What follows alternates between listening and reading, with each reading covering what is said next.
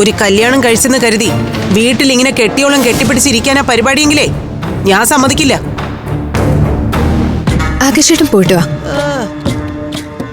ശരി.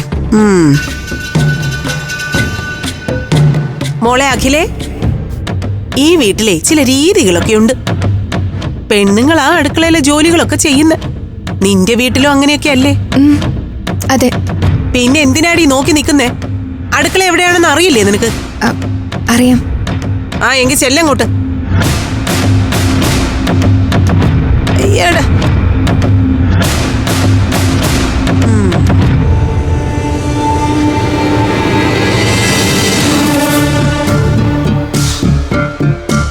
ആഹാ, വന്നോ?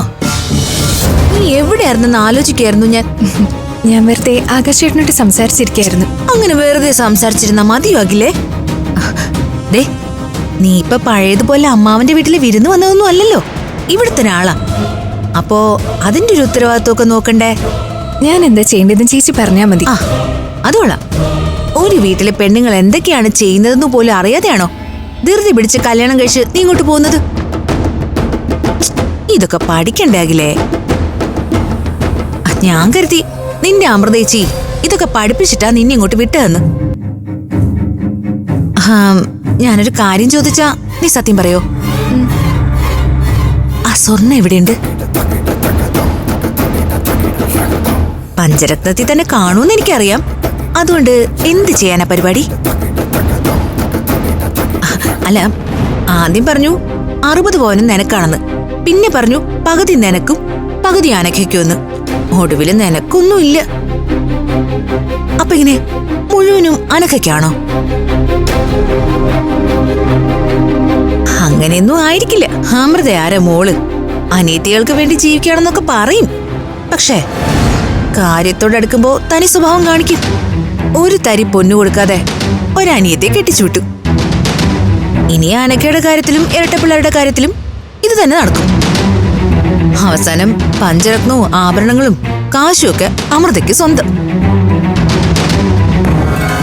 അതിനല്ലേ അവൾ അവളുടെ കല്യാണം ഇങ്ങനെ വൈകിപ്പിച്ചു കൊണ്ടുപോകുന്നത്.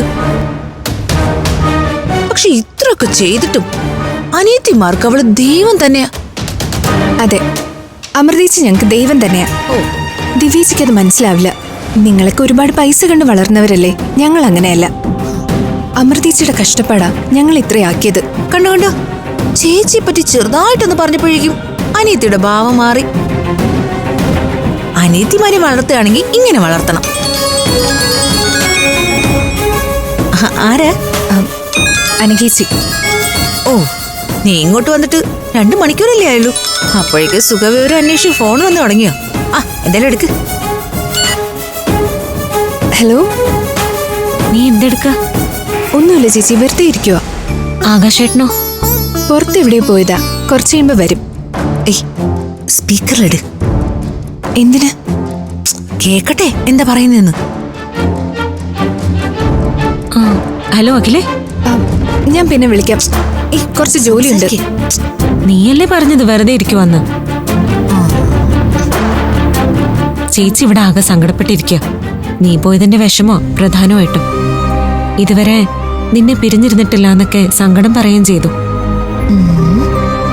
പിന്നെ അവിടെ വന്നപ്പോ അമ്മായും ദിവ്യപ്രഭയൊക്കെ മോശമായിട്ട് പെരുമാറി എന്നുള്ള കാര്യവും പറഞ്ഞു. നിന്നെ അവരൊക്കെ കഷ്ടപ്പെടുത്തുന്നുള്ള പേടിയാ ചേച്ചിക്ക്. വഴക്കിനൊന്നും പോവരുത്, ക്ഷമിക്കണമെന്നൊക്കെ ചേച്ചി പറഞ്ഞു പഠിപ്പിച്ചിട്ടുണ്ടാവും എനിക്കറിയാം. പക്ഷെ ഒരു പരിധി വിട്ട് ക്ഷമിക്കാനൊന്നും നീ പോണ്ട. അമ്മായിക്ക് പ്രായമായി, അതോർത്ത് കുറച്ചൊക്കെ ക്ഷമിക്കാം. പക്ഷെ ദിവ്യപ്രഭ ആവശ്യമില്ലാതെ ചൊറിയാൻ വന്നാ അടിച്ച് കാരണം പൊട്ടിക്കണം. ഫ്ലവേഴ്സ് ഒരുക്കുന്ന കാഴ്ച വസന്തം യൂട്യൂബിൽ പ്രേക്ഷകർക്ക് ലൈവായി കാണാം. ഫ്ലവേഴ്സ് കോമഡിയിൽ ജോയിൻ ചെയ്യൂ, ആസ്വദിക്കൂ.